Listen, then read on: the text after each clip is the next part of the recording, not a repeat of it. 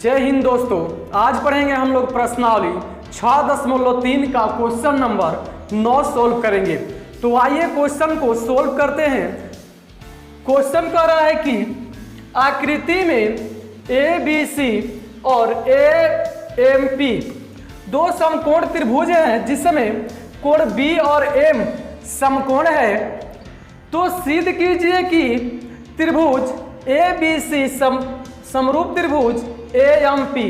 और दूसरा हमें फिर सिद्ध करना है, दिखाना है कि CA/PA बराबर BC/में MP। तो सबसे पहले दिया है बंधु कि दो त्रिभुज है, एक त्रिभुज ABC है और एक त्रिभुज जो है AMP है, जिसमें दो समकोण त्रिभुज है जिसमें M और B क्या है, समकोण है। तो हमें यह सिद्ध करना है।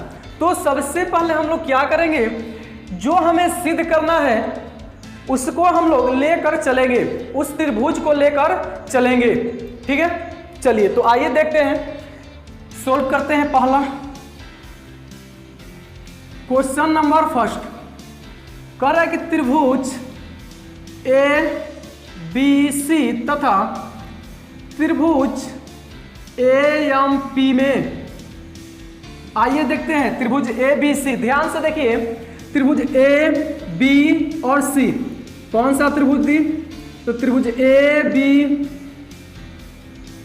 और यह C। और दूसरा त्रिभुज है AMP में। तो इन दोनों त्रिभुज में यदि हम देखें तो त्रिभुज ABC में कोण B जो है, कोण यह B क्या है, 90 डिग्री है। और त्रिभुज AMP में देखें तो कोण M क्या है, 90 डिग्री है। तो लिखेंगे क्या कि कोण ABC, तो कोण ABC बराबर कोण AMP बराबर हो जाएगा 90 डिग्री। क्या हो जाएगा, 90 डिग्री। ठीक है, या बराबर कर दीजिए, बराबर 90 डिग्री। इधर यदि हम दूसरा देखें इसमें तो देखा जाए तो त्रिभुज ABC में A कोण और कोण AMP में A जो है क्या है, उभयनिष्ठ है, दोनों में शामिल है। तो लिखेंगे एंगल A बराबर एंगल A। क्यों जी? तो उभयनिष्ठ है, उभयनिष्ठ कोण है। ठीक है, क्या है, उभयनिष्ठ कोण। तो देखिए किसी त्रिभुज में दो एंगल बराबर, तो त्रिभुज क्या हो जाएंगे, समरूप। तो हो जाएगा एंगल समरूपता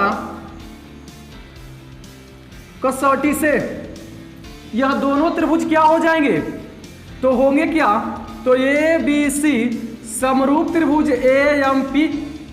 और जब समरूप हो जाएंगे तब क्या होगा हो, तो समरूप त्रिभुज कहता है, क्या कहता है कि समरूप त्रिभुज के संगत भुजाएं समानुपातिक होते हैं।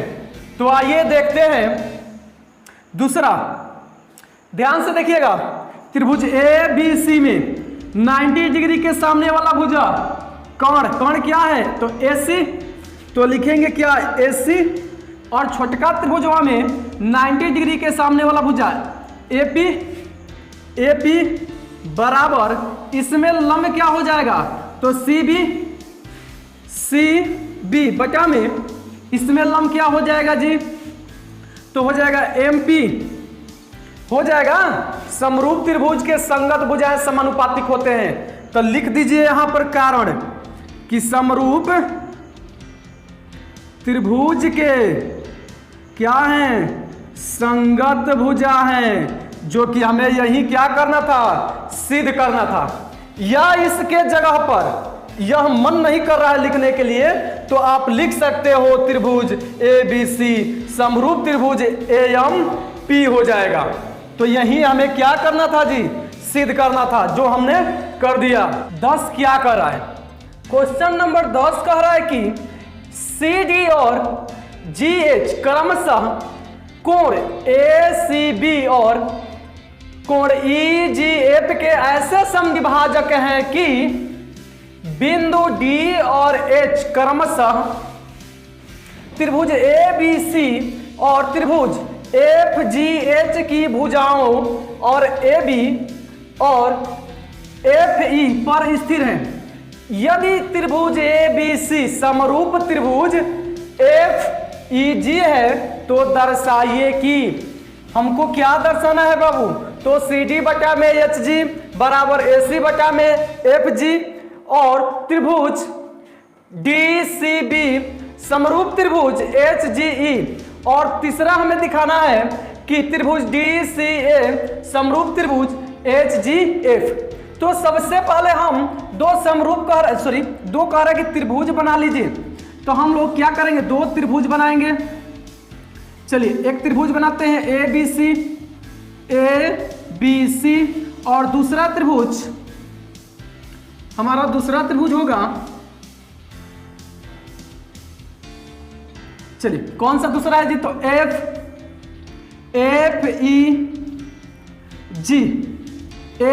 ई जी होगा, ठीक है। और कह रहा है कि भुजाओं ए बी और एफ ई पर स्थिर है बिंदु, कौन कौन से, तो इस पर डी है और इस बिंदु पर एफ है। जब इसको हम मिलाते हैं तो यह त्रिभुज कोण ए सी बी को क्या कर रहा है, समद्विभाजित कर रहा है, यानी दो भागों में बांट रहा है। क्या कर रहा है जी, बांट रहा है।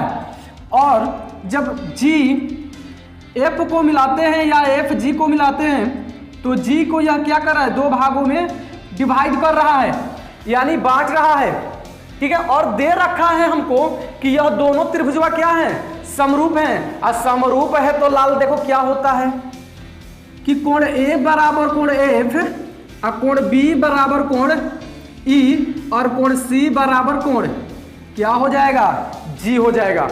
तो सबसे पहले क्या करेंगे हम लोग, ए के जगह पर हम 3 को पहले क्या करेंगे, सिद्ध करेंगे। तो आइए चलते हैं क्वेश्चन नंबर 3 को हल करते हैं। चलिए क्वेश्चन नंबर 3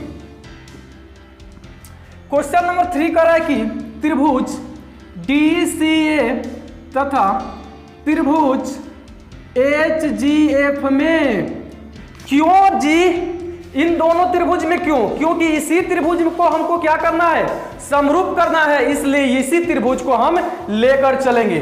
तो आइए देखते हैं, दोनों त्रिभुज को पहले देख लेते हैं कहां है। तो डी सी ए यानी त्रिभुज ये वाला और त्रिभुज एच कहां है, एच जी, अच्छा घबरा गया, एच है, एच जी एफ यानी इस त्रिभुज को, दोनों में यदि हम देखें तो आप देख सकते हो कि कोण ए बराबर है कोण एफ के। क्यों बराबर है जी, तो त्रिभुज ए बी सी समरूप त्रिभुज कौन सा, तो एफ ई जी है। और जब समरूप है तो संगत कोण बराबर होते हैं, इसलिए क्या हो जाएंगे, बराबर हो जाएंगे। अब देखा जाए तो कोण सी बराबर है कोण जी का, तो कोण सी बराबर कोण जी हो जाएगा। क्यों बराबर, तो सेम कंडीशन दे देंगे इस नियम से बराबर। लेकिन हमको सी नहीं चाहिए, चाहिए क्या, यह एंगल चाहिए इस एंगल के बराबर।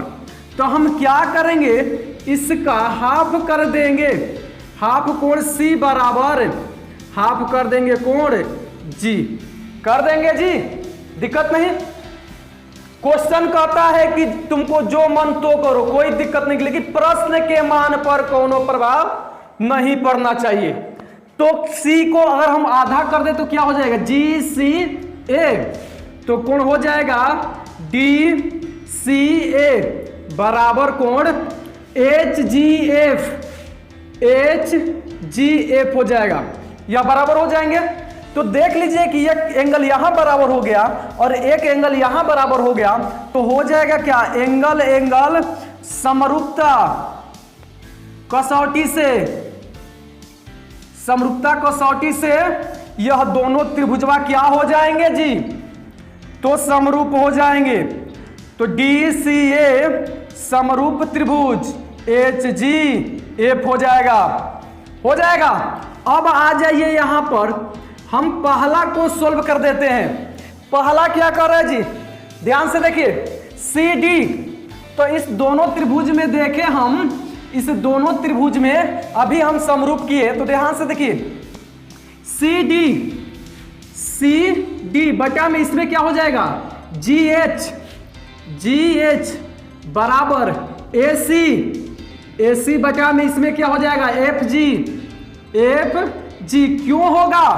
क्योंकि हम अभी इस त्रिभुज को समरूप किए हैं। तो त्रिभुज डी सी ए समरूप त्रिभुज एच जी एफ हो जाएगा।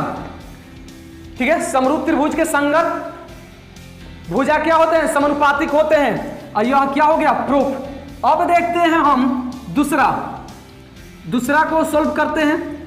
ध्यान से देखिए दूसरा कौन सा त्रिभुज है जी?